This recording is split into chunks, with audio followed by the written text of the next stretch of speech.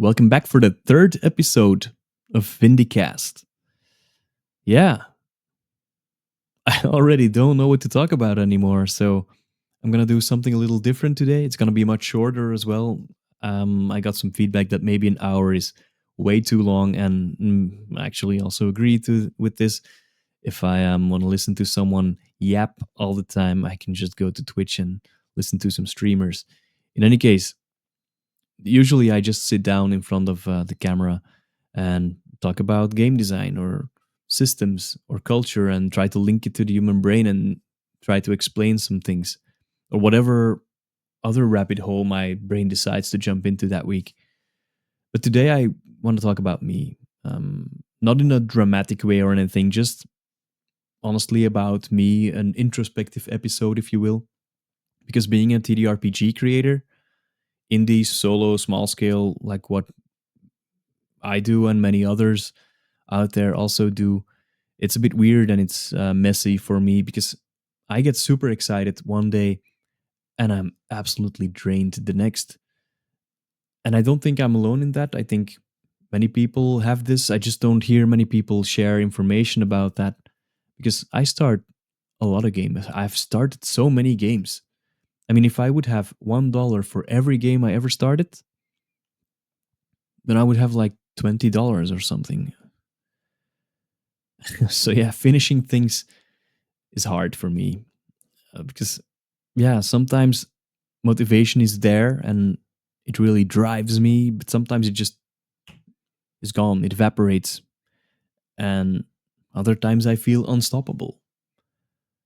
And then I look back at my project like 2 weeks later and I think, who the hell even wrote this?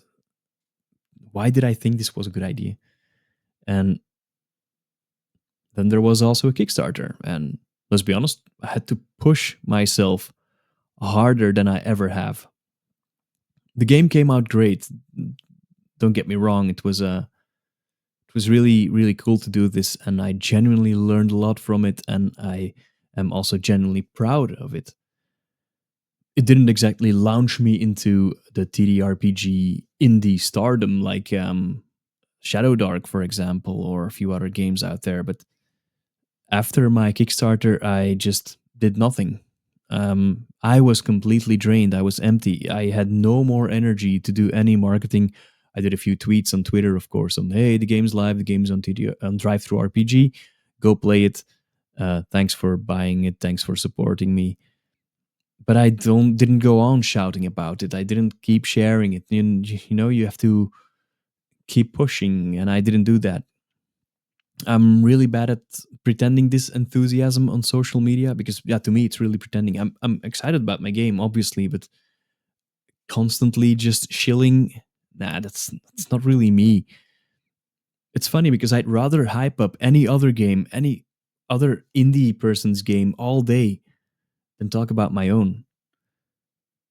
So yeah, this episode is just me trying to unwrap all of that and talk about the good and the bad, the burnouts, the half finished projects, but also the wins and the doubts. Because maybe if I share my story, it can help others push through. Or yeah, recognition is already a big part of um, making progress.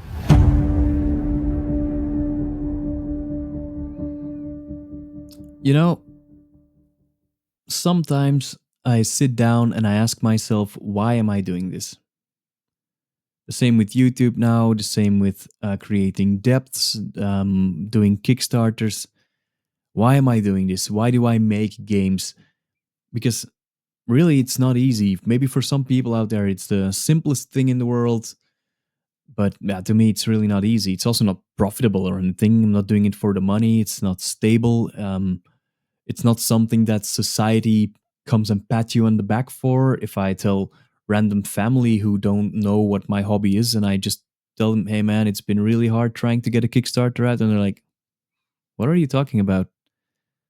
And yet I keep doing it because for me, it started with a feeling, a spark that the moment when something in your head just clicks and the moment when you can start bringing together all the things that you've enjoyed in your life, from gaming to designing to, yeah, all those things, working with people, playing with people. It's become an addiction of sorts because I keep coming back. But as soon as something becomes very real and concrete, and you have to start shaping things, then it becomes, yeah, maybe too much work. Or, yeah, if you understand what I mean, designing a game feels like sculpting something out of chaos. And because, yeah, the whole process is one big chaos, especially in my case. I Of course I try to structure things and I have a process, but still this brain is just pure chaos. So yeah, I struggle with it and I burn out on these things sometimes. But that spark that started me going on this, it never really goes away. And the biggest um, thing to prove this is that I keep starting on new projects because I really honestly love it. So starting something for me is something that feels incredible. But finishing, yeah, finishing projects, that's the hard part. Dopamine city starting, yeah, you get a flood of ideas. I don't know if anyone else has that as well. So you get a flood of ideas, you get mechanics and lore, and you know which art you want, and your mind's eye starts creating this game already, and you get inspiration as if it's, yeah, an endless fountain of inspiration, and instantly it feels like the greatest project you've ever thought of. Like a future award winning masterpiece. Nobody's done this before. Untouchable. Perfect. Well, at least in that moment, it's perfect because as soon as the reality kicks in, and you sit down to write, and suddenly your perfect idea becomes real, and with real flaws and gaps, and it takes a lot of work, then that high slowly fades a bit. But chasing that spark is the whole reason why I do this. Because the feeling of potential and possibility, and just the freedom of living in that separate world that you're creating, that's the feeling of, whoa, this could really be or become something. So, with all that in mind, why do I start so many projects and finish so few of them? And I wish I could say it's a mystery that I really have no clue, but eh, I think I know what the reason is. My brain is just wired for beginnings, not endings. Beginnings are always exciting, whether it's in a relationship or whether it's creating something new or visiting a new country, or everything that is new and exciting and full of choices, that is very open, and there is a lot to explore. Endings are much different. They're much more defined and structured, and you need to finish certain things to give it shape. And once an idea becomes real, it needs consistency and clarity and follow through. And that's where my motivation often, very often, just collapses. It's probably part ADHD and part perfectionism, part fear that the final thing won't match the perfect idea in my head. Most of it could also just be because of exhaustion that I keep working on it until 2 a.m. at night. And some days I just look at a document and I go, no, not today. Not today. Not with the brain I'm operating with right now. It's just not gonna work. Yeah, it means my projects folder is more and more looking like a TTRPG graveyard. And it's full of amazing beginnings, I'm sure of it. And I think I've also already made peace with it. I didn't delete them. I will at some point return to them, whether it's my space game or my kaiju game or my Weird West game. I've got so many things that I'm working on. Eventually, I will circle around again, come back to it, and maybe finish it, maybe not. We'll see. So, yeah, is it a burnout? I don't know. The feeling when something you love suddenly becomes like a little bit impossible or difficult. Maybe it is a burnout. It's not that I'm sad about it or anything. It's not that it's a lack of interest. It's just load bearing exhaustion. Because for me, it's not a dramatic thing. It's like something just unplugs in my brain, and I don't really want to spend time on it anymore. And my ideas slow down, and my excitement just disappears, and also my confidence. I suddenly am not very confident in what I'm creating anymore, and it just drops off a cliff. And then suddenly, every little task that it requires, like finishing another rule or writing an, a forward or tweaking some tables in the book, they start to feel like lifting a car, man. That's just too heavy, too much.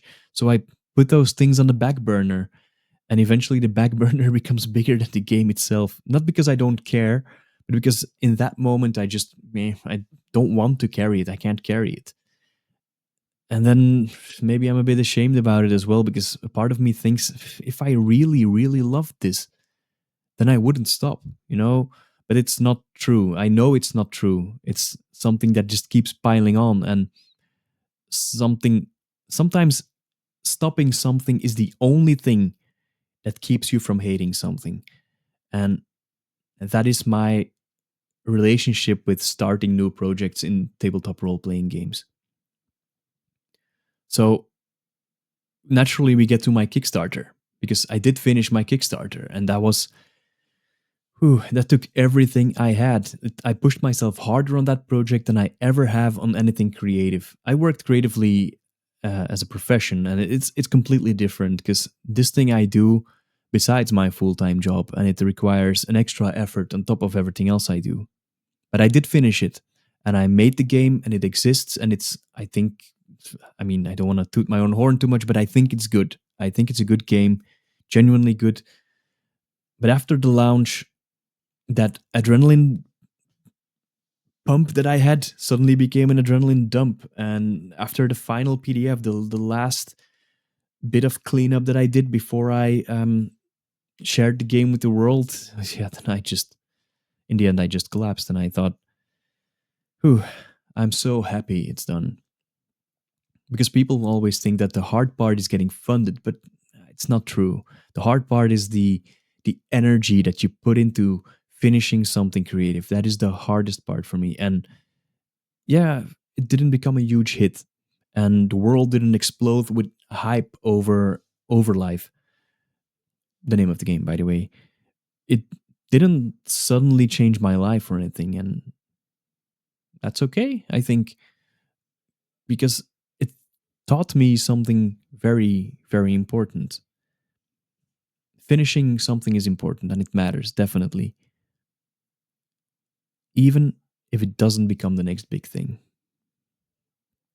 And there is somewhere a paradox in all this, because I love graphic design and game design and user experience design and all those things, but I don't like the marketing. I don't like to just throw my game out there. You know, it's funny in a sad little way that I love design and world building and mechanics and the theory behind all those things. But talking about myself, promoting my own work, that drains me faster than anything else in the world. I'd rather talk about your game for 2 hours straight than spend 5 minutes explaining mine. So if you have a cool game, and there's many of you out there who make great games, let me know. Let me know in the comments, or reach out to me on Twitter, and we can feature it on the podcast. But I don't know why. Maybe it's humility or something. Maybe it's fear. Maybe it's the feeling that promoting yourself turns creativity into some sort of a performance, that it's not real anymore. But it also means that a lot of my work never gets seen. And I'm I think I'm okay with that, because not everything I make has to be in the spotlight. So what do I actually want from all of this? And because I don't want fame, and I don't want to be a brand, and I don't want to scale. Of course, I want to have as many people as possible play this, but not for those reasons. I want my games to matter to someone, even if it's only one person, because someone who reads something that I made and can share it with other people, and that they have fun and they feel fun and they enjoy themselves. Someone who sees the world the way that I saw it in my head, on paper, on their table. That means something to me. That means more to me, because that means that the game works and that what I created works. I make games because I want to make meaning, even if it's only small, if it's only one human that is playing it. I think that is the best feeling there is when you create something. So yeah, that is kind of the silver lining, because despite the tiny burnouts and all the unfinished projects, the doubt and all that, yeah, I keep going, because when that spark at 2 a.m. at night comes back and gives me an idea, and someone messages me that they're playing something that I've made, and I feel proud of a certain page that I finished or whatever, that's enough. That makes all of the rest worth it. And it's not about success, or it's not about the numbers. It's not about finishing things. It is about creating something that didn't exist before. And that to me is still magical. It's the spark, the thing that keeps pulling me back in. So yeah, that's enough honesty for one evening, I think. So if you are a creator and you're listening to this, or you follow me on Twitter or wherever, you're a writer or a GM or a designer, and you also feel some of this stuff, let me know in the comments, and like, subscribe, sharing with your friends, because I'm pretty sure that we're not alone, and the whole path is messy, and I think it's okay to be messy. Just keep creating when you can and rest when you need to, and don't measure your worth by your output. Because even that's something that I want to keep telling myself, even unfinished ideas matter. This was Vindicast, and thank you very much for listening. See you next time.